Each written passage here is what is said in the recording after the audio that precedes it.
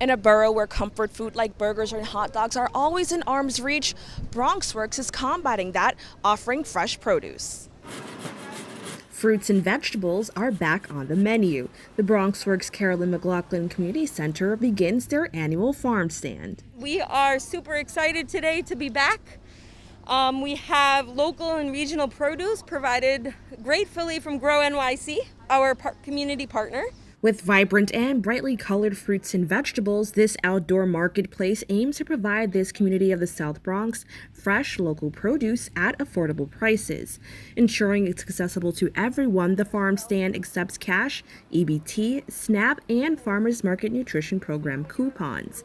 BronxWorks reports last year food assistance benefits and coupons accounted for more than half of farm stand sales. Last year, I think we ended up doing about $10,000 in sales combined with all of the incentive coupons and services that the city offers. So it's been really helpful for our community. This farmers market is another way the organization attempts to provide food to the borough struggling with food insecurity.